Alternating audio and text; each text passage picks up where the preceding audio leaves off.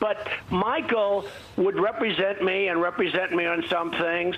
He represents me, like with this crazy Stormy Daniels deal. He represented me, and from what I see, he did absolutely nothing wrong. There were no campaign funds going into this. Then why is he pleading the Fifth? Would have been a problem. Because he's got other things. He's got businesses. And from what I understand, they're looking at his businesses. And I hope he's in great shape. Yeah. But he's got businesses, and his lawyers probably told him to do that. But I'm not involved, and I'm not involved. And I've been told I'm not involved. Let's bring in Michael Avenatti, Stormy Daniels' attorney. I am just dying to hear what you think of the president's entire appearance on Fox and Friends. But let's take it one step at a time. First, the president's comments about, I mean, you were right again. He did have knowledge of the payment to your client.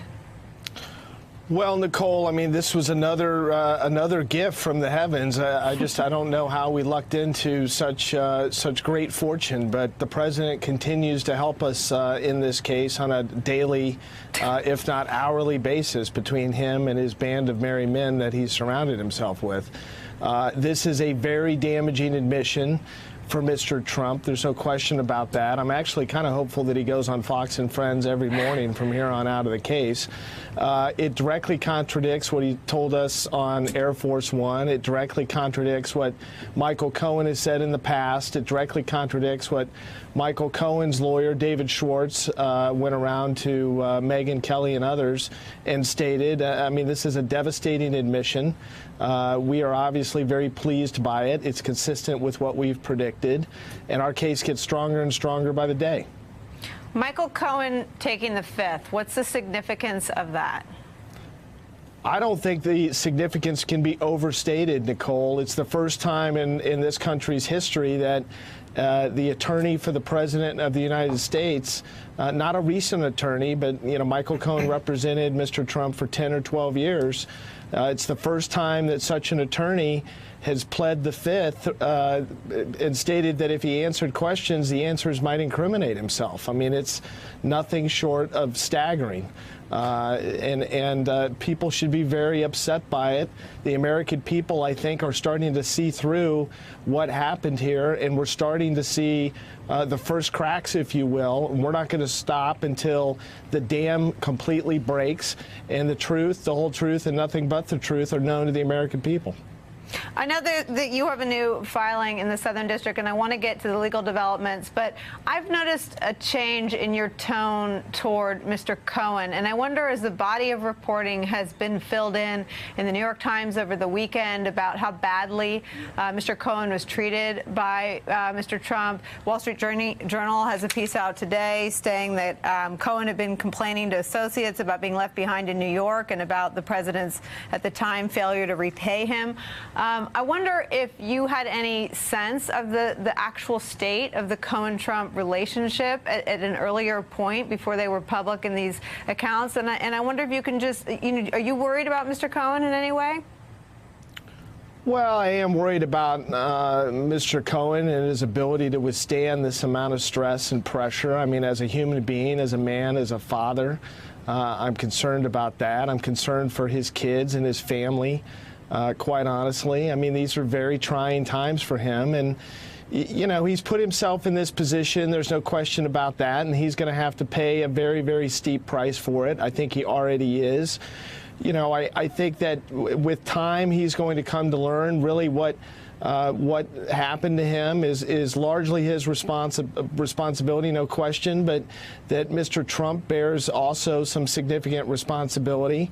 Mr. Trump's aptitude of treating people around him like dirt and demanding loyalty but not giving any loyalty back, I think sooner or later is going to catch up to him. And I think we are on the doorsteps of it catching up to him in a very, very big and painful way. So let me ask you about the significance of the two admissions from the president. We've talked about acknowledging the payment. The others seem to be acknowledging that Cohen really did operate as a fixer, not as an attorney. What's the significance, in your view, of that admission in terms of what's going on in court about how much of the material seized in the FBI raid should be protected and privileged by attorney-client privilege? Well, generally, the attorney-client privilege only protects those communications that are in furtherance of providing legal services or advice. So if Mr. Cohen and Mr. Trump were communicating on matters that were unrelated to Mr. Cohen providing legal advice, and it sounds like that was the vast majority of their communications, then those communications would not be privileged, and Mr. Trump could not prevent federal authorities or others from discovering them. Now, Nicole, I think the most shocking or surprising thing to come out of the hearing today that I just returned from was that my understanding is that in connection with the raids that the FBI conducted at Mr. Cohen's house, the hotel room, and the office, they seized somewhere in the neighborhood of 16 cell phones, including a couple BlackBerries. Now, I don't know about you, but the last time I had a BlackBerry was some time ago.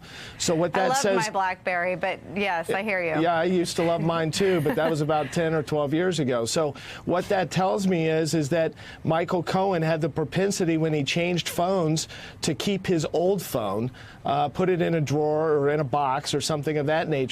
That could prove to be very problematic for Mr. Cohen and those around him, because the FBI will be able to image those devices and obtain likely a treasure trove of evidence, text messages, and the like. And you have a new filing in the Southern District. Tell us about that development and what your legal objective is with that. We made a formal motion to intervene, that's what they call it, and that basically is a formal motion asking that we be given a seat at the table as it relates to this document review that's going on in the Southern District of New York.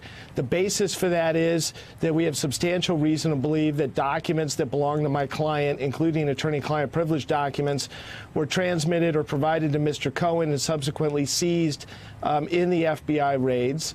We're hopeful that we're going to be able to work that issue out with the parties in that case, and that the motion will be granted and that we will be given access to the documents at issue.